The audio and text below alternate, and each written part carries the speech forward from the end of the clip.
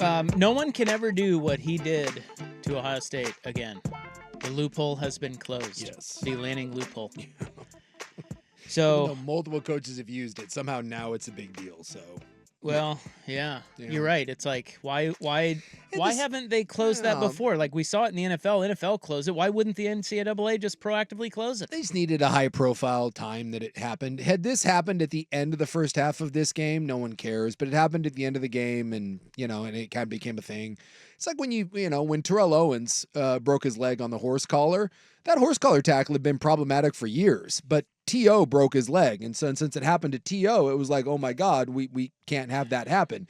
Dak broke his leg on the hip drop. So what are we doing? Well, now we got to change something. Buster Posey, right? Buster Posey They changed the home plate collision rule for home it, plate simply because the biggest star at his position got run over. wiped Not out, Ray yeah. Fosse. No. Had to wait for Buster Posey's And also not little Jerry ass. Rice. He got horse collared before the Owens rule. Yeah, but it takes, it Takes a kinda, couple. It takes a couple, and then there's a big marquee one happen. Again, had that exact game happened between Toledo and South Alabama. No one cares, and every coach in the country puts it in their back pocket Yeah. to use themselves someday. But it's something gets brought to light, and then people start writing about it. No one realized it at the time, but now it blew up into a big thing, and it's So whatever. you could argue. Well, I mean, it was a big deal in the game. I mean, you could argue if you think about it. Ohio State probably wins if he doesn't do that. I mean, I don't know. It was an incomplete pass, so You have 10 seconds instead of 6. So certainly his scramble. If you just say his scramble is Sure. the next play, But they get there's- a timeout and a kickoff. But there still would have been a play, so we don't know what Exactly. We don't know No, what would have happened. Of course, in that it's play. all hypothetical, but that really helped them win that game. That Absolutely. 4 seconds was enormous. I think it saved the Ducks a defensive snap. Yeah. I mean, Yes. that's There you essentially go. what happened. That's the safest way to say it. What they I still can't believe that they lost that game with a timeout in their hip pocket. I will, if I'm an Ohio State fan, I will never forgive Ryan Day and company well, for that. this is what you like to defend Ryan Day, and I get it. He's a really good coach, but this is why they It's give him tough. crap there, Yes. man. That's the kind of stuff that adds up. These are the because sorts of they see it over and over in the biggest games. Yep. These are the sorts of things that are indefensible. And I do. I tend to defend good coaches. I defend good players. I think far too often we take the result of something and then we extrapolate it out. One play goes the wrong way.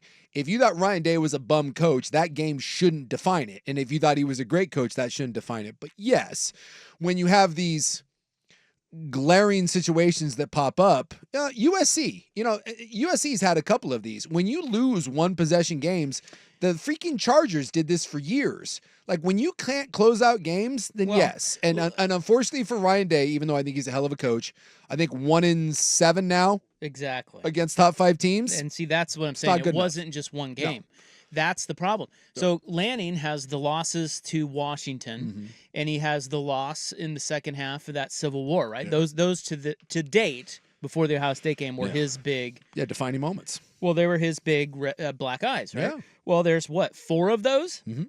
All right, so now tack on 3 more. Yeah. That's where Brian Day's at, yeah. and that's why fans are like, dude, Yeah. what the hell? Valid points.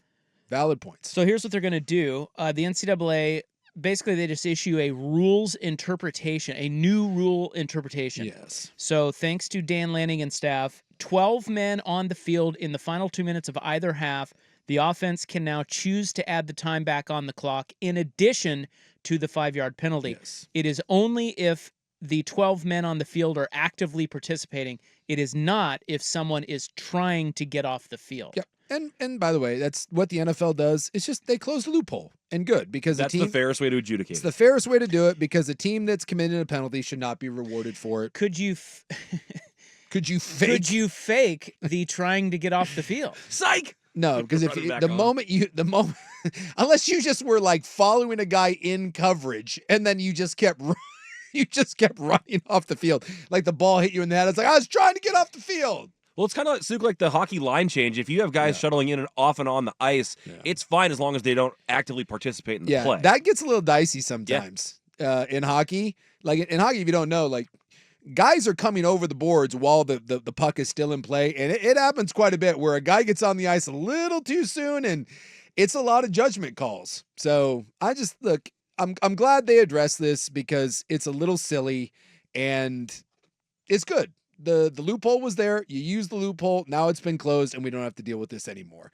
I just think sometimes we take small things and we just extrapolate them out, and I don't know. Sometimes it gets a bit much for me, because that game was so good, and I don't like when a game, and I felt the same way about the PI call. I just don't like when great games are boiled down to flags of any sort, let alone loopholes or was it or wasn't. I don't like it. I like games. It says right there on the drop, you love flags. What are you talking about? I think that's tough though, because I don't like it either. I don't think anyone likes it. But if players are doing things that deserved flags, don't we have to look? It's a tough spot to be in. That's why I said I personally wouldn't have thrown the flag on the PI. But I understand why it was. Did you watch any of the Jets Monday night game, or were you allergic to it? No, I was watching. Most accepted penalties of the season, I think. Yeah. 22 penalties were accepted, and like 40 were called. I mean, it was brutal. It was hard to watch. It was hard to watch, but and I was looking at some of those, and you're right. Some of them are just so blatant. But this was Chip Kelly. I hand to God, this was Chip Kelly's philosophy.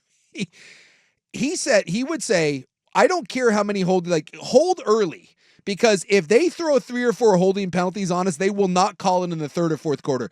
We are going to make them continue to throw flags on us. That was his philosophy. Yeah, he would end halves that way a lot if people were going for it. It makes a lot of sense. Just if you know the rules, leverage it to your team the best as you can. So from that standpoint, even though it sucks when holding calls are happening and PIs and it's over and over and over again, if they're blatant, as crappy as it is, you can't just tell the officials throughout the course of a game, hey, there's been too many penalties, just let them do whatever the hell they want.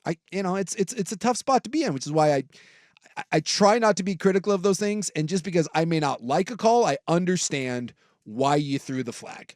Totally get it.